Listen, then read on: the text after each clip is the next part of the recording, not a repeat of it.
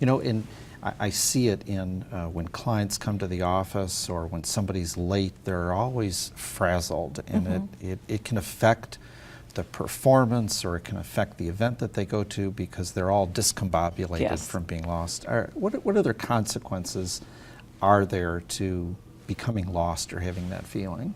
Well, you're absolutely right. It certainly is stressful and causes, you know, anxiety. It can make people be late, and being late can have negative consequences. As you say, some people can miss appointments or presentations, or even you can miss a plane if you're too late. It can also cause you to overexert yourself. You can walk farther than needed. You can use more gas than usual because you drive too far in the wrong direction. And you can lose face, I think, to other people. You know, they, oh yeah, she always gets lost, he always gets lost, you know, she'll be late, nah, there'll be some excuse. And often it makes people think less of themselves. It has an effect on self-esteem. So it's a problem. It can also cause people to put themselves in unsafe situations. And there have been sad, true stories of people who've gotten lost and had a tragic ending because they were in the wrong place and they couldn't get out. There are ways that people can have more directional sense. So there's hope for us. There is. You know, one, we're not going to talk a lot about it, but one of the things that prompted and interested me about having you as a guest is that spouses, as they get older, one spouse passes, the partner wasn't attuned to where and how to get to different places. And I don't want any of our older folks who are now alone to feel isolated in their homes. And this is often a problem, as you say, not only because one spouse tends to take the responsibility for wayfinding, but that the other spouse may never have learned the skills, and therefore doesn't have the confidence that goes along with having skills. Let's assume that I'm one of those people and that I want to learn wayfinding. You've got a section in your book, I loved it, on 5 easy steps. The first step you said was knowing where you are.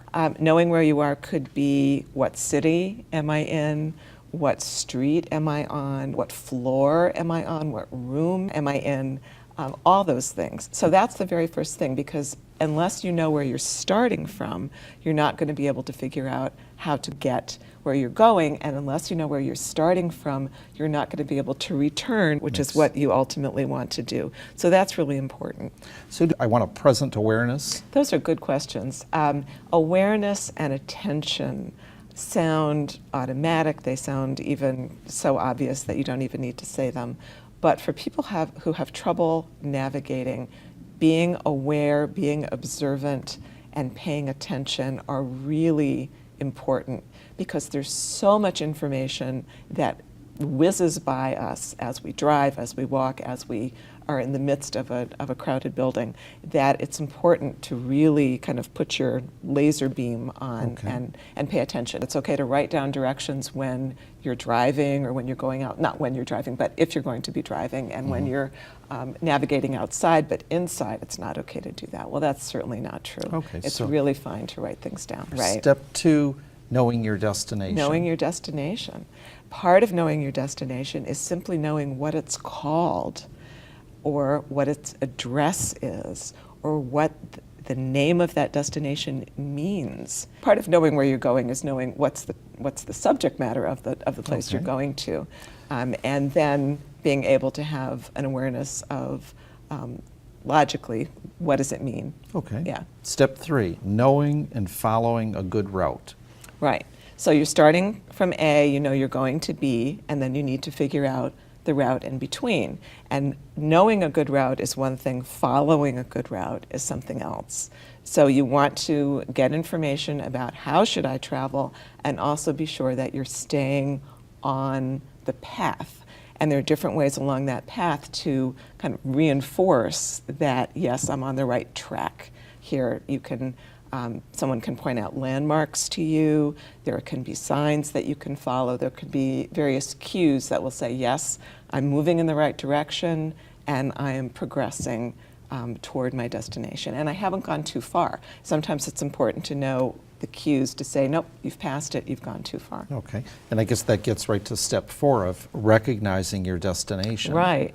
Recognizing your destination, again, is something that sounds easy, Right. but it's not always easy because many destinations are not obvious, which you wish they would be obvious, or they're not labeled if they're not obvious. Well, I have to go to the doctor's office and it's Suite A in Building 243. So should I be asking, what does the outside of that building look like? What does it look like? Or, yes, some description, and then what's the other information? What is the address? What is the suite number? All that information that will help you identify it. And then you can just ask the question, how will I know when I'm there? And people may say, oh, it looks like, this, it Good. looks like that. And they may give you a landmark to say, Good. then you see this. Good you'll know. question to ask, yeah. And then step 5, finding your way back. Right. So it's not enough just to go from A to B. You need to go back to A. And often your trip will look different on the way back. It's reversing directions is something that's hard, especially for people who are directionally challenged. So it's important, if you're going to get directions, to get directions both ways.